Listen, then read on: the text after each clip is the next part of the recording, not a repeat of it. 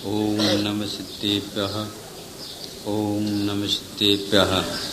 नमः श्री वर्धमानाय निर्धूत कलिलात्मने सालोकानां त्रिलोकानां यद विद्या दर्पणायते। अहिंसा परमो धर्म की। आचार्य गुरुवर श्री कुंद कुंद भगवान की। आचार्य गुरुवर श्री ज्ञान सागर मुनि महाराज की।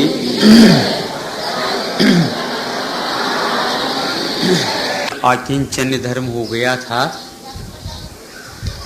जिसके पास कुछ भी नहीं रहता है उसकी जीवनचर्या की क्या बात कहे। तीन लोग ही उसके चरणों में आकर के रहना चाहता है। लौकिक दृष्टि से जिसके पास कुछ नहीं उस ओर कोई भी नहीं जाता। जब तक गुड़ रहता है तो चींटियां भी उधर इर्द गिर्द परिक्रमा लगाती रहती, और जब गुड़ वहाँ से समाप्त हो जाता है चींटी तक नहीं पहुँचती। फिर आप बड़े तो कैसे जाएंगे, निश्चित बात है। लेकिन इससे ठीक विपरीत मोक्ष मार्ग में कार्य होता है। जिन्होंने धूल समझ करके, तृण समझ करके, घास फूस समझ करके पर संपदा को छोड़ने की बात तो दूर, उससे मन मोड़ देता है। क्योंकि यह जब तक ज्ञात नहीं होता तब तक ही उसका संग्रह का एक आकर्षण बना हुआ रहता है। छोटे बच्चे खाने पीने की चीज तो ले लेते हैं, लेकिन और कोई चीज हो तो कहते हैं कि नहीं, कोई आवश्यकता नहीं। उसी प्रकार कि मुमुक्षु जैसे जैसे वह अपने स्वरूप की ओर मुड़ता चला जाता है, वैसे वैसे अज्ञान दशा में जो जो आकर्षण के केंद्र थे उनके ऊपर उनकी कोई रुचि नहीं होती। ऐसा क्यों होता है? तो इसी का नाम धर्म आत्मधर्म माना जाता है। हमेशा हमेशा जीव मौलिक और मौलिक पदार्थ की ओर ही अपनी दृष्टि डालता रहता है। अज्ञान दशा में जो मौलिक नहीं है उनको भी मूल्यवान समझ लेता है, और ज्ञान जब प्राप्त होता है तो सही मूल्यवान क्या पदार्थ है उसका उसे भान हो जाता है। फिर बाद में न लेने की और न छोड़ने की बात, वह तो एकदम मौन हो जाता है। उसके बारे में कोई भी रुचि, रस, आस्था या उत्साह जागृत नहीं होता। ऐसे महाराज जो अकिंचन बन जाते हैं उनके चरणों में हम ही क्यों, साक्षात मुक्ति को प्राप्त करने की क्षमता रखने वाले गंधर्व परमेष्ठी जो होते हैं वे भी बार बार नमस्कार करते हैं। नमो लोये सब साहुनम, ये पद तो आता ही है। तो गंधर्व परमेष्ठी भी नमो लोये सब साहुनम कहते हैं। ऐसा क्यों कहा जाता है? स्वरूप में जो स्थित होने की हमेशा हमेशा साधना करते हैं, और हमारा भी जीवन लक्ष्य वही है। तो ऐसी स्थिति में स्वरूपस्थ आत्मा को निश्चित रूप से नमन करना चाहिए।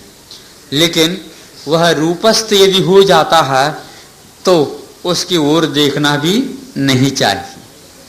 रूपस्थ का अर्थ यह है, जड़ पदार्थ में यदि उसका मन रम रहा है तो उसको वह स्वीकार नहीं करेंगे। आत्मा तो आत्मा है, लेकिन आत्मा होते हुए भी जड़ का आकर्षण यदि उसके लिए अभीष्ट रहा है तो वह परमात्मा की साधना और परमात्मा के स्वरूप को अभी बहुत मौलिकता दृष्टि से नहीं देख पा रहा। जिससे हमें प्राप्त करना होता है वो हमेशा हमेशा हमारे सामने देखने में आना चाहिए। मानसिकता हमारी ऐसी बनाई जा सकती है कि वह हमारे सामने हमेशा बना रहता है।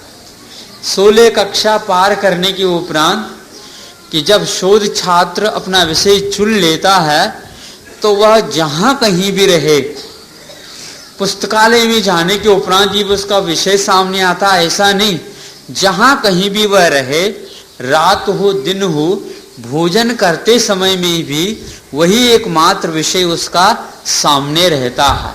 तभी तो वह कुछ अवधि के उपरांत शोध कर पाता है। बोध से शोध की यात्रा तभी होती है जब उसको हम रात दिन देखा करते हैं। जब मुमुक्षु साधना पथ पर आरूढ़ हो जाता है तो साधक कहलाता है, साधु परमेष्टि कहलाता है, और वह अपने अंतिम चरम बिंदु को हमेशा हमेशा सामने रखता है। शिव सुख माधाय मनसि वीत मोहा,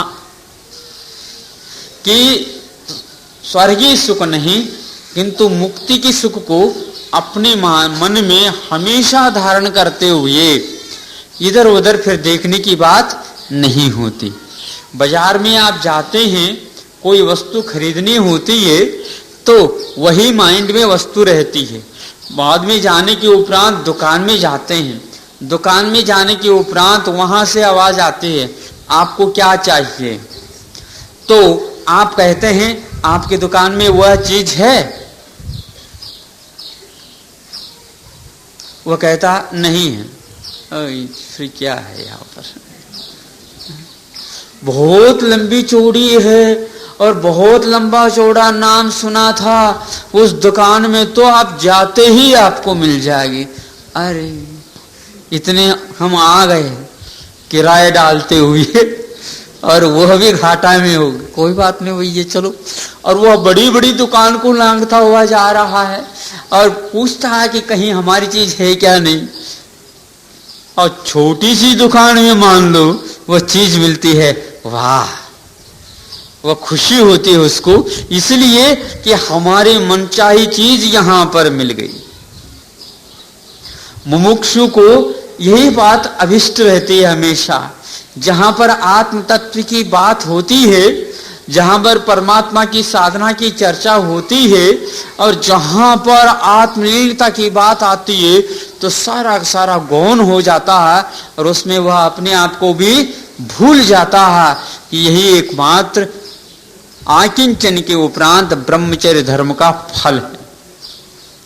जैसे दूध है या पानी है, उसमें यदि मीठे या यूं कह दो बतासा होता है ना, बतासा जानते, बतासा बत्तीसा नहीं,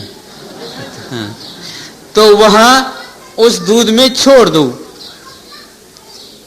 तो क्या होगा, बिल्कुल नीचे नीचे जैसे जैसे जाएगा, जैसे जैसे वह मान लीजिए 1 फीट का कोई बर्तन है, नीचे तक जाते जाते जाते जाते बस कहां पर चला गया, जादू हो गई।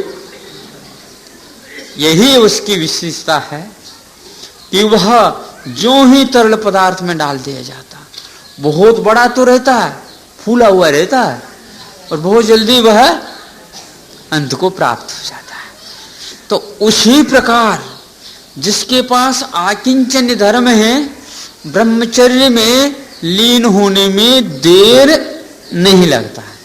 उनके लिए कोई मुहूर्त, उनके लिए तिथि विशेष कोई आवश्यकता नहीं पड़ती।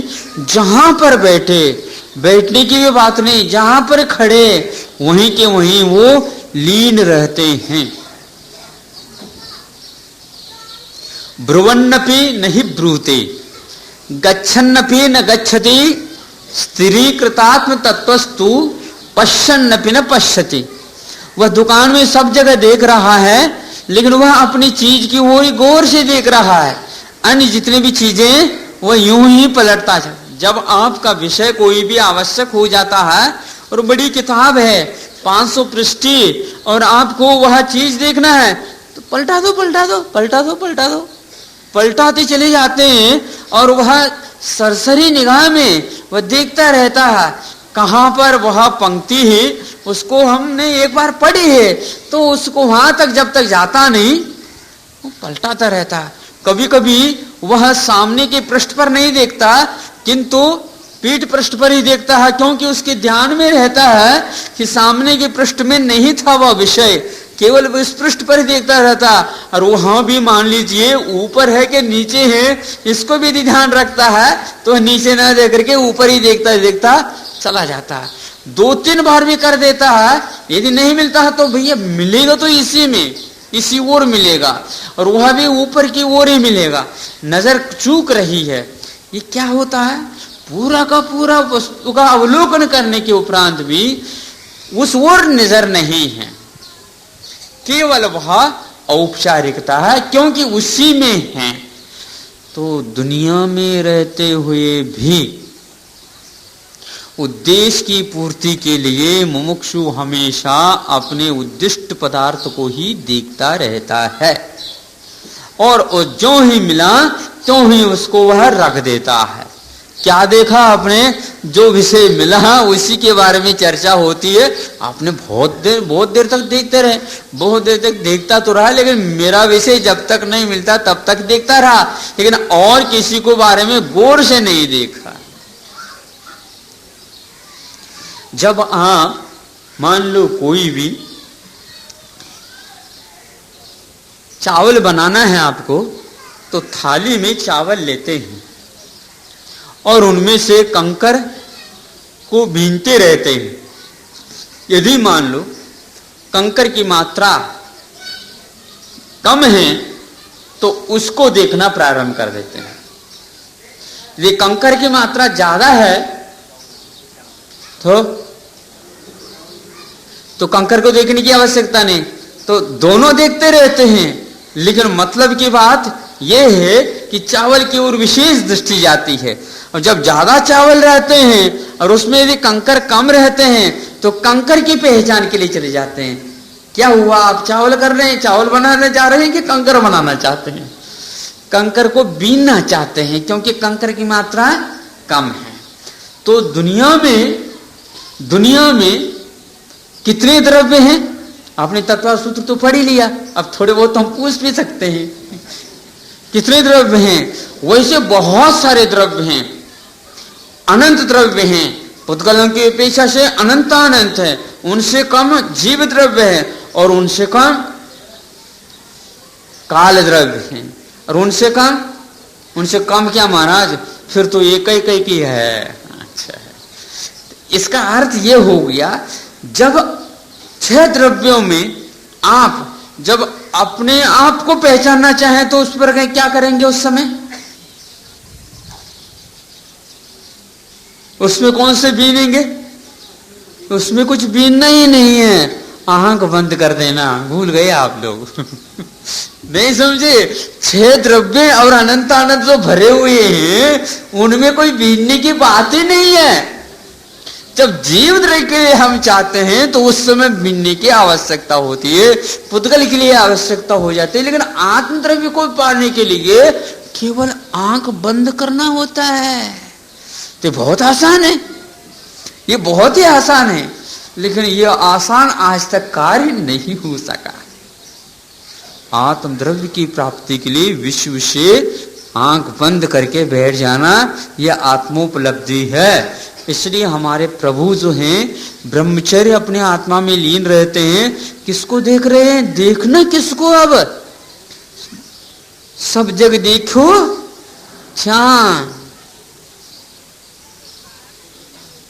छान लिया, सबको छानने वाला नहीं छना, सबको छान लिया, लेकिन छानने वाला छनना चाहिए, और छानने वाले को छानने की कोई आवश्यकता नहीं है, पहचानने की आवश्यकता है। यदि वह पहचान नहीं हो तो छानते चले जाओ संसार को, कहो न सुख संसार में, और आगे सब जग देखो छान, संसार में कहीं भी शेष नहीं रहा। आज 10वां दिन है, और आप पहले दिन भी आए थे, और आज देख रहा हूं आज आप लोगों को ये अब बिल्कुल थके हुए जैसे लग रहे हैं।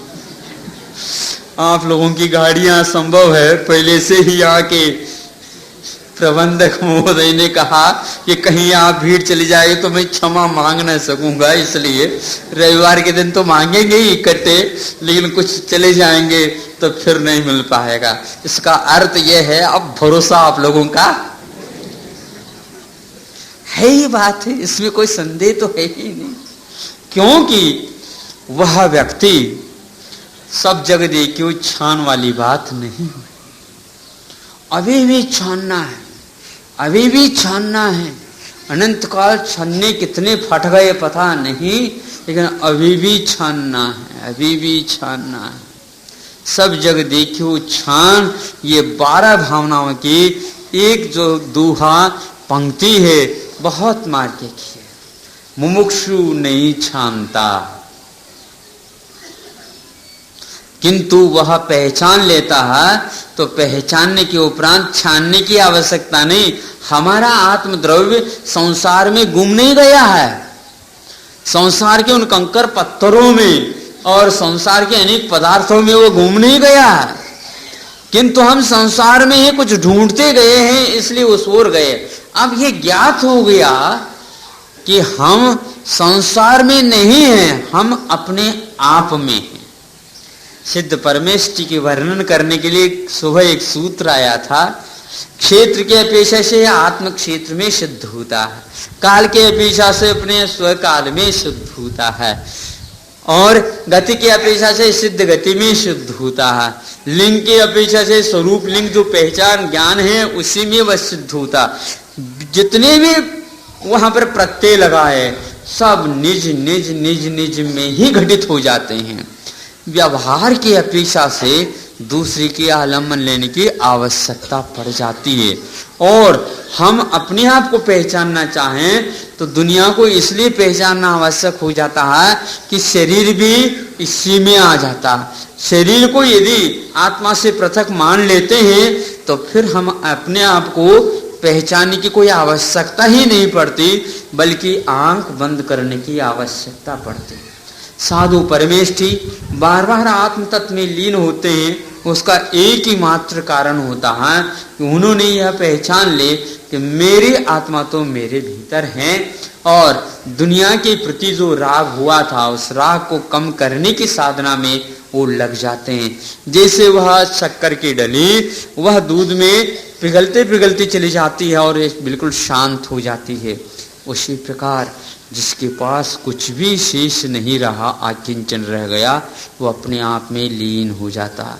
कोई कुछ पूछ भी लेता है, वो कहता है कि मुझे अब कहने की कोई आवश्यकता नहीं। ब्रुवन्नपि नहीं ब्रूते, गच्छन्नपि न गच्छति, स्थिरीकृत आत्म तत्वस्तु पश्यन्नपि न पश्यति।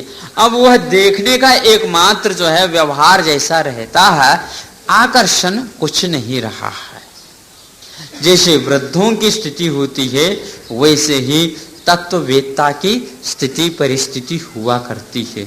उसमें न उम्र की बात होती है और न क्षेत्र की बात होती है और न कोई विशेष बात होती है। बात इतनी होती है कि पहचान होना अनिवार्य होता है, फिर पूरा का पूरा शांत हो जाता है। क्योंकि समय सार में एक उदाहरण दिया गया है, अपने आत्मा को छोड़ करके अन्य कोई चीज हमारी नहीं है, तो आत्मा को प्राप्त करें क्या अन्य को छोड़ दें? दोनों में बात एक ही है। दूसरे को छोड़ने का अर्थ यही है अपने आत्मा को प्राप्त, अथवा अपने आत्मा को देखने का अर्थ इतना ही है कि उसका कोई अब प्रयोजन सिद्ध नहीं है। एक व्यक्ति धोबी के लिए कपड़ा देता है और वह समय से पूर्व में उधर पहुंच जाता है, या यूं कह दो वही ला करके इसको समय पर दे देता है और वह पहन लेता है और वह तो चला गया और पहना नहीं। अरे ज्ञात होते ही उसको उतार देता है, अरे ये तो हमारी कोट है ही नहीं, क्या पता है किसके है। दूसरे को कोट तो अब कोई मानो नाई की भी कोट हो सकती है और धोबी की भी हो सकती है। धोबी को तो हमेशा सभी का तो प्रयोग करता ही रहता है। जाकर कहता ये हमारा नहीं है, हमारा कौन सा बताओ। मतलब पर वस्तु की पहचान हो गई अथवा मेरी ये नहीं है, फिर उसको देर नहीं लगता ये भैया ये हमारे लिए लायक, भले ही वो बहुत अच्छी कोट है लेकिन हमारे लिए नहीं, दूसरे के पहने हुए हम नहीं पहन सकते, मेरी निकाल करके दे दो जल्दी जल्दी, मुझे जाना है। फिर वह उसके चिन्ह कौन से हैं उसको देखता निकालता, हाँ ये है, लाओ इधर लाओ, ये ले लो, भले ही अपनी पुरानी है और यह नहीं है लेकिन फिर भी यह हमारी नहीं है इसलिए ले लो। यह उदाहरण समयसार ग्रंथ में दिया गया, बहुत लंबी चौड़ी सिद्धांत की बात इसमें नहीं है। उसमें तो आप तैयार हो जाते हैं, लेकिन अन्य द्रव्यों के बारे में अपना ये नहीं है, ये ज्ञात है, नहीं समझे, ये अपना नहीं है ये ज्ञात है, अब ये किसका है ये भी ज्ञात है, फिर भी झुक करके वह हरा नोट उठा लेगा और कह देगा ये क्या उठाया, नहीं नहीं क्या है, ये हमारे तो जेब से गिरा दिए, हाँ आपका नहीं है ये हमारे, नहीं, वाह वाह आ गए, चलो चलो। ये जो बात कह रहा है क्या सही है? नहीं, लेकिन बिल्कुल सही सही उतर रहा, वाह भैया वाह, पागल बनाने के लिए आ गए, ऐसे शब्द बोलेगा जैसे वो बिल्कुल अपना ही है, सामने वाला कह देगा भैया इन्हीं का हो सकता है। आगे ध्यान से बोला करो, हाँ ये और नहीं तो बुला दे क्या उनको, पुलिस को बुला दे, वो बात ऐसी है, असत्य भी ऐसा सत्य सिद्ध होता है, उसके लिए ज्यादा सिद्ध करने की कोई आवश्यकता नहीं। भीतर से मन को पूछा जाए, मन पूछता है क्या आपका ही है, ऐसे चुप बैठ, शांति से बैठ जा, ऐसा मत कर, शांति से बैठ जा, ऐसा करने लग जाए तो दिवालियां हो जाएंगी, तब जुड़ता है, तब एक एक मिलकर के 11 होता और एक और लगा दो तो 111 होता है, नहीं तो 9 2 11 होता है, ऐसा थोड़ी जुड़ता है, बहुत मेहनत करनी पड़ती है। तो पहचान है लेकिन फिर भी आकर्षण होने के कारण दूसरे को भी हम अपना कह करके स्वीकार रहे हैं, लेकिन भीतर से मन गवाह नहीं देता। मुमुक्षु की स्थिति यही होती है, मुमुक्षु दूसरे से नहीं पूछता ये मेरी नहीं है तो ये छूट क्यों नहीं रही है, और छोड़ने के लिए वह दूसरे से कुछ कहता नहीं, छूटता चला जाता है, क्योंकि वो हमारा है ही नहीं तो और क्या छूटना। अपना जो है उसको अपनाने के लिए जिसको हमारा नहीं माना और उसको छोड़ने के लिए दिक्कत नहीं होती, परेशान नहीं होती और उसके लिए परिश्रम नहीं लगता, दूसरे को पूछने की कोई आवश्यकता नहीं होती। मैं आपके साक्षी से ये छोड़ रहा हूं, कि भगवान किसी को साक्षी बना करके नहीं छोड़ते चले जाते हैं। 9 निधियां छोड़ दी गई, 14 रत्न छोड़ दिए गए, 84 लाख हाथी छोड़ दिए गए, 18 करोड़ घोड़े, उतने ही रथ, 96,000 स्त्रियां, ये सब कुछ छोड़ा, किंतु उन्होंने मैंने छोड़ा नहीं कहा, क्योंकि वह मेरा था ही नहीं। फिक्र तो अपनी वस्तु की होनी चाहिए, दूसरी वस्तुओं की नहीं। कितना गजब का ज्ञान है। छूटता छूटता हमारे हाथ से नहीं छूटता, चिपका देते हैं ताकि वह नहीं छूट सके। मोह तो एक बड़ा अद्भुत पदार्थ है, कोपि गहना मोह है, ऐसा उल्लेख मिलता है समयसार आदि ग्रंथों में। एक ऐसा कोई गहन मोह है, गहन मन तो बहुत कठिन है, उसकी पहचान करना ही मुश्किल है, छूटता नहीं। अंतर मुहूर्त के उपरांत मुक्ति होना है, लेकिन अभी मोही बने हुए रहते हैं। ग्रंथों में ऐसा उल्लेख मिलता है, एक अंतर मुहूर्त आयु रह गई, उस समय वह मिथ्यात को छोड़ करके सम्यक दर्शन प्राप्त कर लेता है और क्षोभम सम्यक दर्शन में आ जाता है। और कुछ रह करके फिर बाद में वहां क्षायिक सम्यक दर्शन बना लेता है। फिर क्षायिक सम्यक दर्शन बनाने के उपरांत वह देश संयम भी ले सकता है, फिर उसके उपरांत मुनि भी बन सकता है, और इस प्रकार बन करके 2 बार श्रेणी भी चढ़ सकता है, फिर उतर करके क्षपक श्रेणी मान सकता है, केवल ज्ञान प्राप्त कर सकता है, और वहां पर रह करके 14 गुण स्थान पहुंच करके मुक्त भी हो सकता है। अंतर में तो शेष रह गया, लेकिन फिर भी छोड़ने की बात नहीं आते। कोपी गहने मोह कहते हैं।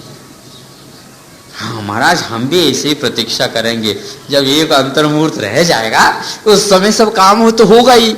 और आपने बता ही दिया कि हमें तो अब विषयों की रुचि तो है ही नहीं, इसलिए मुमुक्षु तो है ही, अथवा भव्य तो है ही, इसमें निश्चित है। क्योंकि 10 दिन तक यहाँ पर हम 2-2 कक्षाएं अटेंड कर रहे हैं, और रात की अलग है, भक्तामर की अलग है, और यहीं पर बैठे रहते हैं, हम कहीं दूर जाते ही नहीं। घर तो बिल्कुल भूले हुए हैं, ये बात अलग है, अब सामने दिखने लगा है।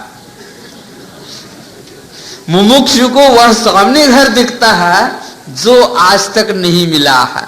वो कौन सा घर है?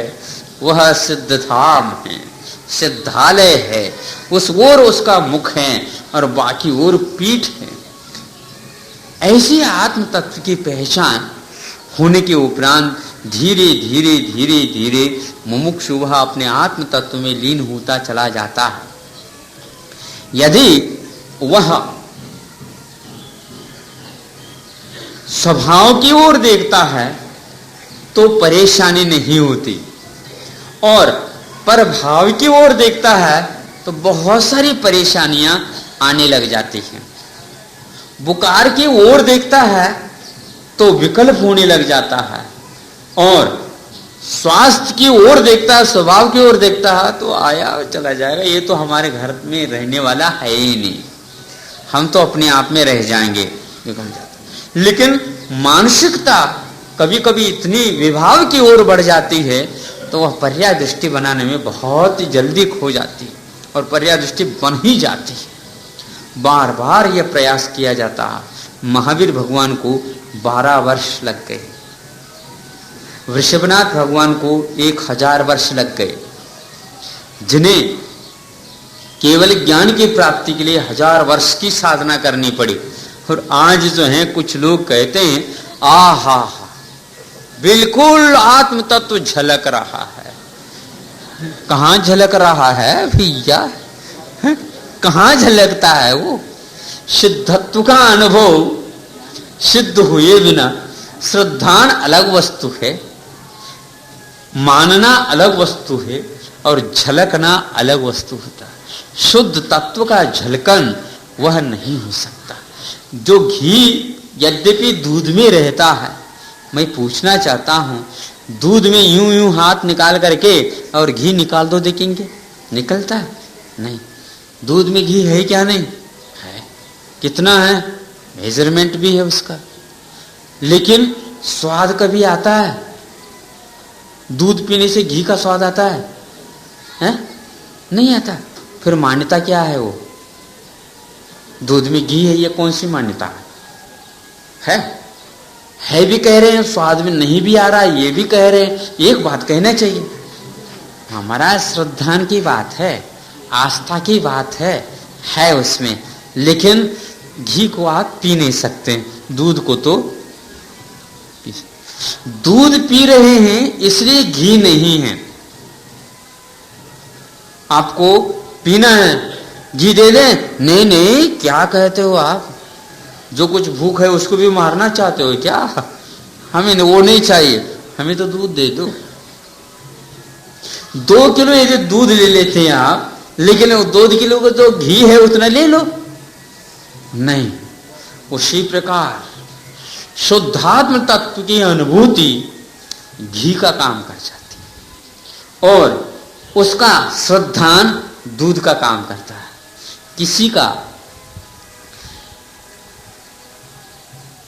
मन तो है खाने का पीने का, लेकिन लिवर कमजोर होने के कारण वो उसको ले नहीं पाता है। आप लोग उन्हीं में से एक हैं। श्रद्धान तो हैं आप लोगों को, लेकिन आगे बढ़ने के लिए महाराज जठराग्नि बहुत तेज चाहिए। दोनों तरफ हाथ रखने के चलने वाले आप लोग हैं। इधर घर भी ना छूट जाए और वह भी न छूट जाए, दोनों नहीं छूटे।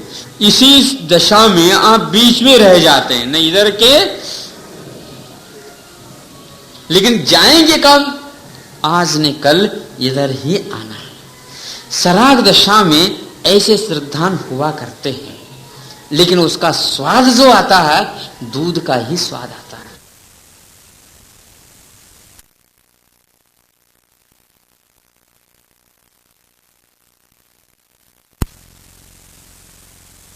जितना अंतर है उतना ही अंतर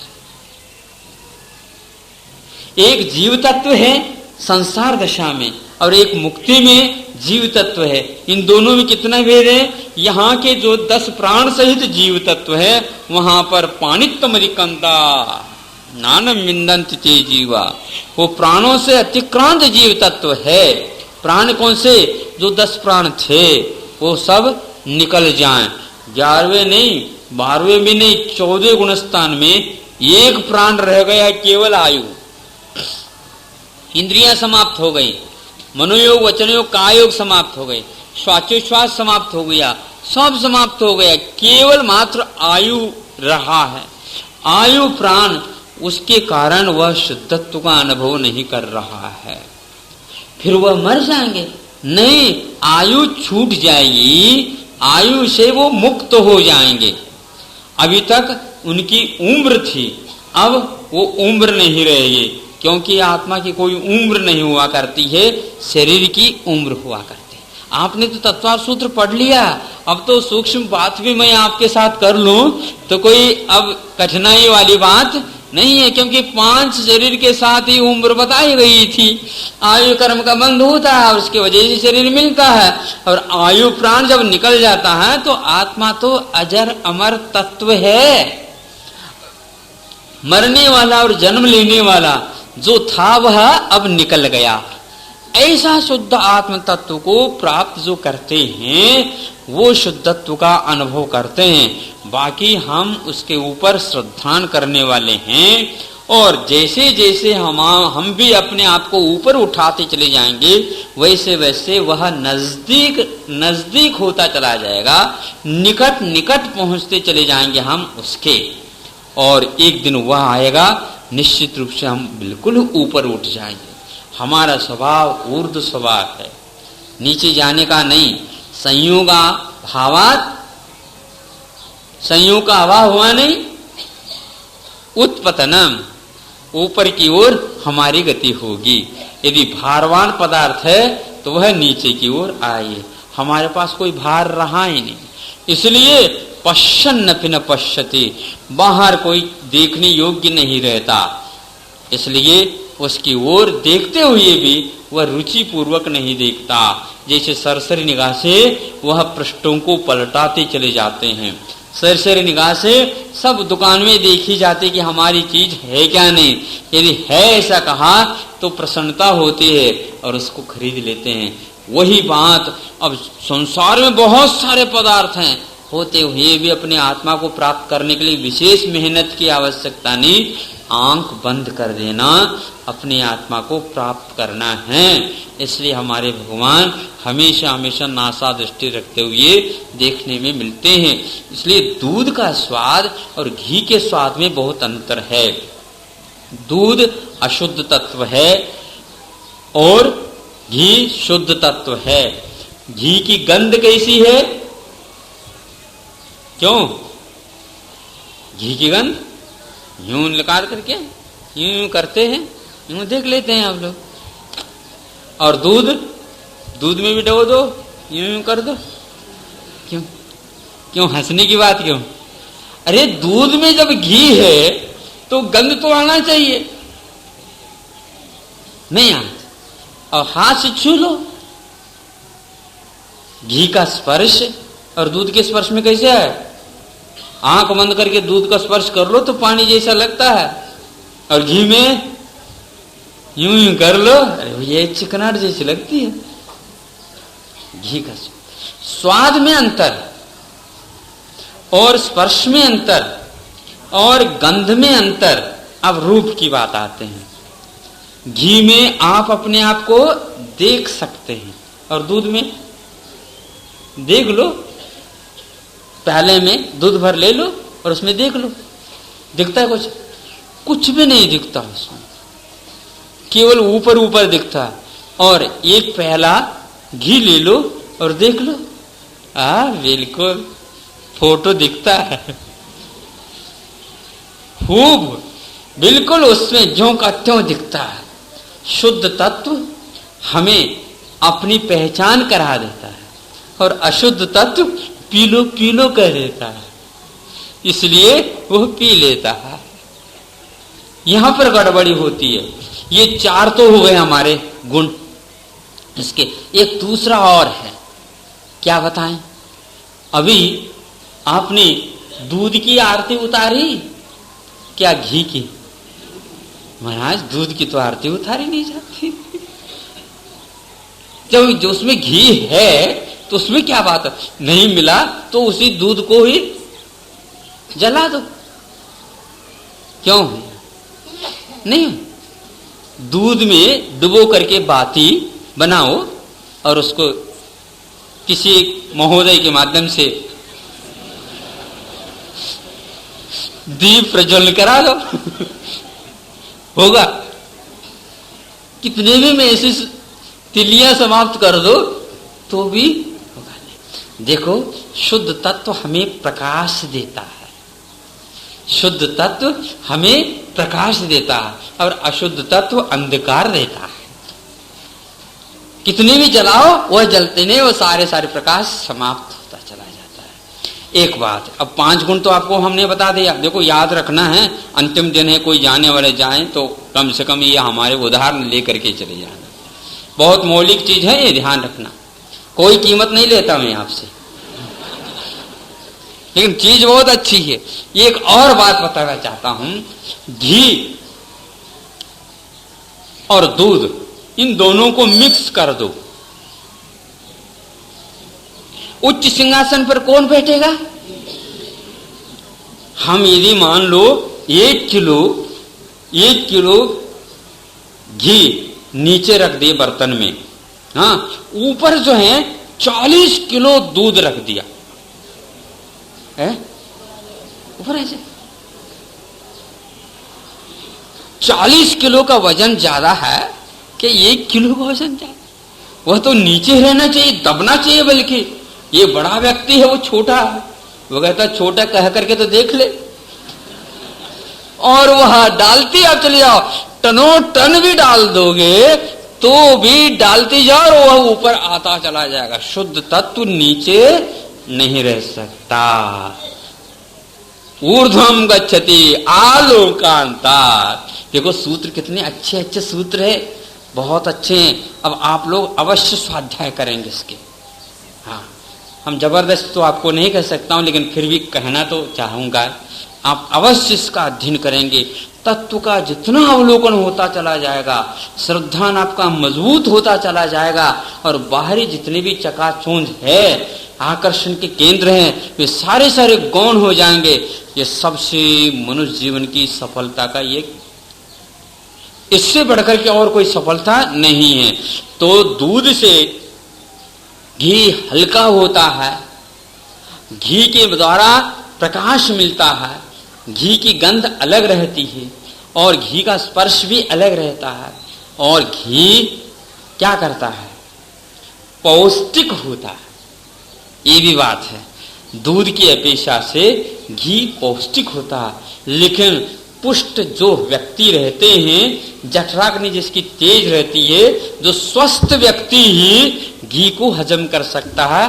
आप जैसे घी को देख करके वह दूध से ही काम निकाल देते हैं। वह दूध भी जब गाढ़ा होने लग जाता है तो आधा किलो पानी और मिलाना आवश्यक होता, क्योंकि पानी में रहने वाले आप प्राणी हैं, इसलिए वो ही ठीक है। जो अच्छे अच्छे पहलवान जो होते हैं वो घी को ले लेते हैं।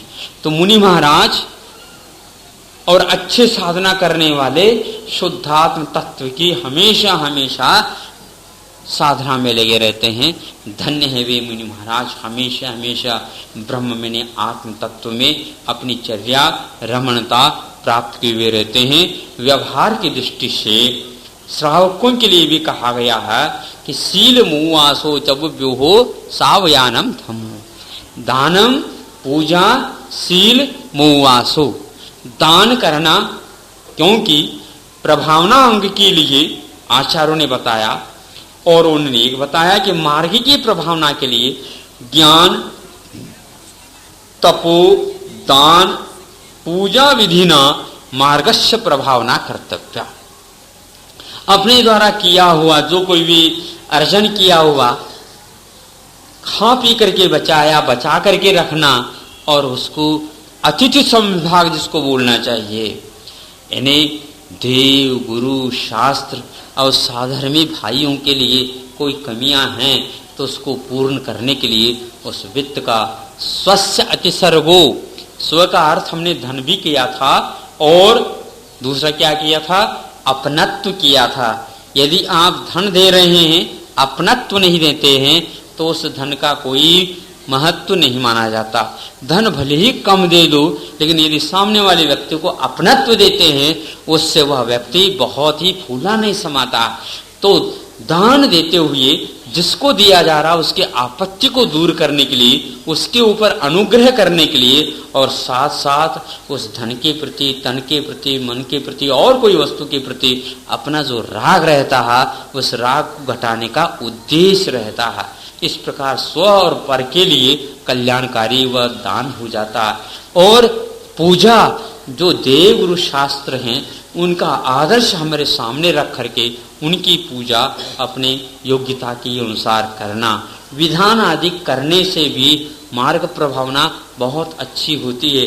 दान इत्यादि देने से इसलिए अच्छी होती है, लेकिन आपस में ही दान करना यह मुख्य रूप नहीं, कि पात्र को ढूंढने की भी आवश्यकता है। कहाँ कहाँ पर व्यक्ति योग्य है और उनके लिए मैं किस ढंग से सहयोग दे सकता हूँ। भगवान ने सबके लिए अभय दे दिया दान के लिए। हम पूरे अभयदान नहीं दे सकते, किंतु कम से कम कुछ न कुछ तो अभयदान दे सकते हैं। हमारे निमित्त से किसी को यदि मान लो तकलीफ होती है, उसको दूर करने का प्रयास हमें करना चाहिए। शील का भी साधना, शील की साधना भी गृहस्थों के लिए भी बताइए। शील की साधना का क्या अर्थ है? बहुत बड़ी साधना उनकी भी है गृहस्थों के। ऐसा नहीं कि केवल मुनियों में ही, त्यागियों में होती है, ऐसा नहीं। अनंत विषय हैं, लेकिन फिर भी वह सीमित बना देता है।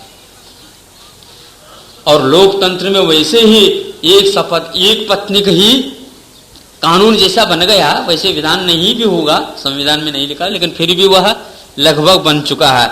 एक सपत्नी के रहता है, ज्यादा नहीं रह सकता। इसका क्या अर्थ है? और जितने भी हैं उन सबको वह माँ के समान, बहन के समान और पुत्री के समान मान लेता है। ये कम साधना नहीं है।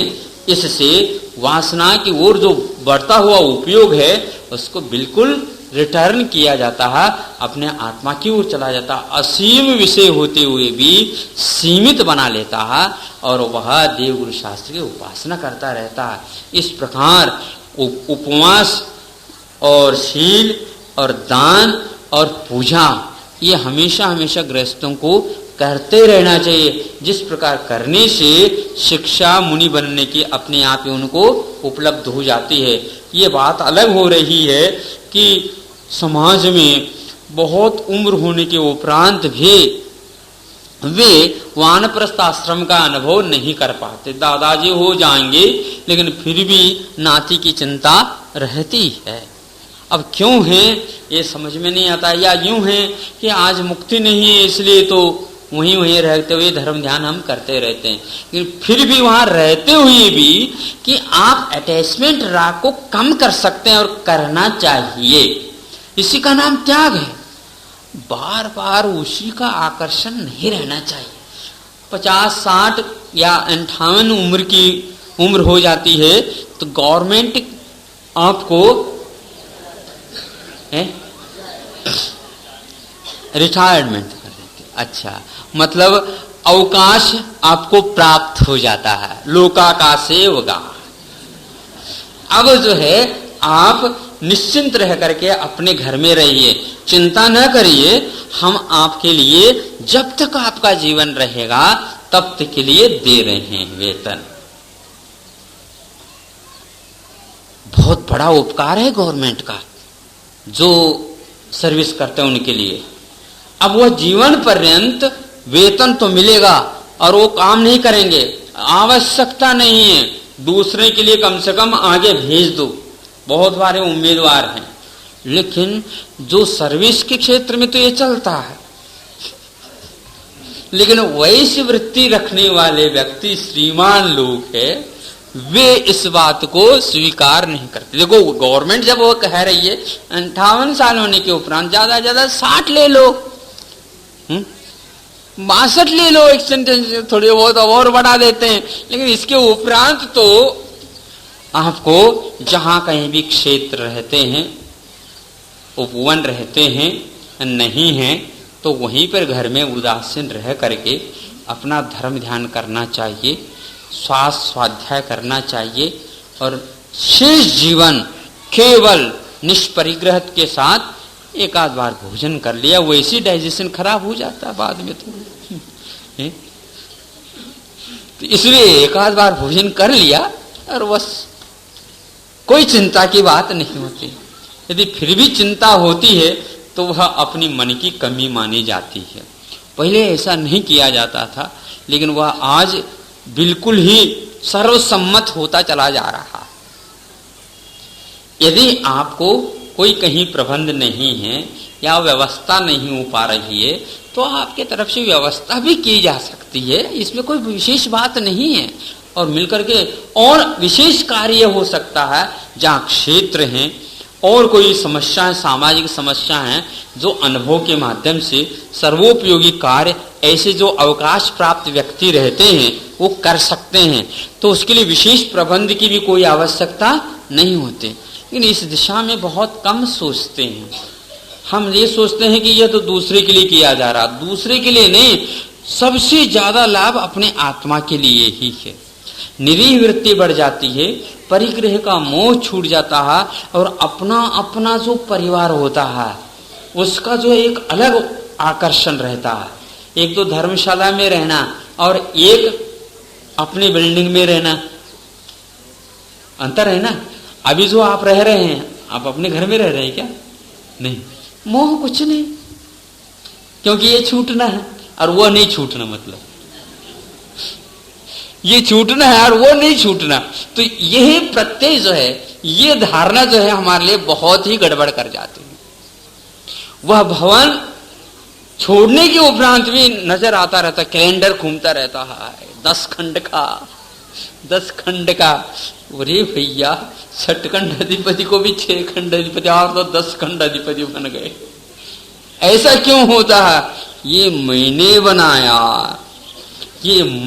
बनाया ये जो प्रत्यय है, अनंत काल हो गया मैंने बनाए। कितने बनाए होंगे? अड़ोस में भी, पड़ोसों में भी बना करके आ गए होंगे, वो भी आपका है, लेकिन उससे भी अच्छा बनाना है कि हमारे मकान की छाया उसके ऊपर पड़नी चाहिए और अपने मकान के ऊपर छाया नहीं, स्वर्ग पहुंचना है। ये भी बात है भाई, हमारी छाया में रहते हैं ये लोग, बहुतों को छाया में रखते हैं। ऐसा नहीं, यह प्रत्यय अपने लिए आत्म प्रत्यय को गौण करने के लिए कारण है। आत्मा का कोई भी इस प्रकार का परिग्रह नहीं होता। एक बात थोड़ा सा भी परिग्रह रह जाता है तो वह ऊपर नहीं जा पाता। कोई भाव भी शेष रह गया कि भव्यत्व रूप भाव भी रह गया तो कहता है यह भाव छूट जाए तभी तुम मुक्त हो सकोगे, नहीं तो नहीं, सब छोड़ दो, यहीं का यहीं। भव्यत्व भाव भी संसार दशा का है, इसलिए छोड़ दो। कितना प्योर होता है, कितना शुद्ध होता हुआ तत्व। उस शुद्ध तत्व को जिन्होंने प्राप्त कर लिया उसके लिए बार बार नमन, और उसके लिए जो साधना में भी लगे हुए हैं वे भी हमारे नमस्कार के योग्य हैं। इसे 10 लक्षण धर्म को धारण करने वाले जो साधु हैं, आत्मस्थ हैं, स्वस्थ हैं, विषय और कषाय से ऊपर उठे हुए हैं, उनके लिए बड़े बड़े आचार्य भी बार बार नमस्कार करते हैं। हमारे भी आराध्य हैं अहिंसा पर।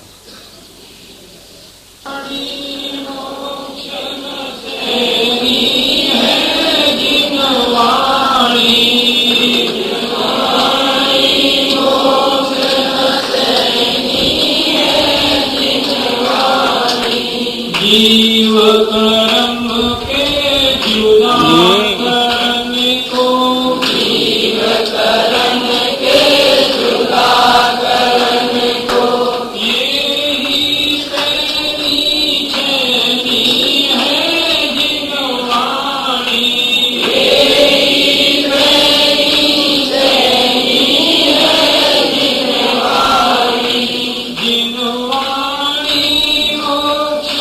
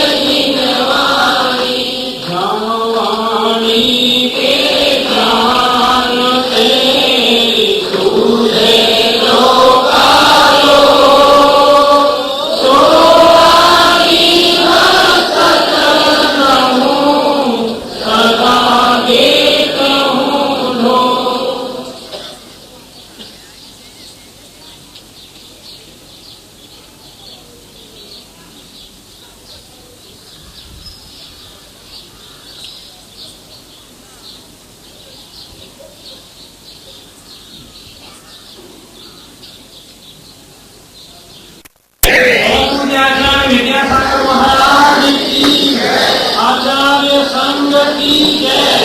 तो सूचनाएं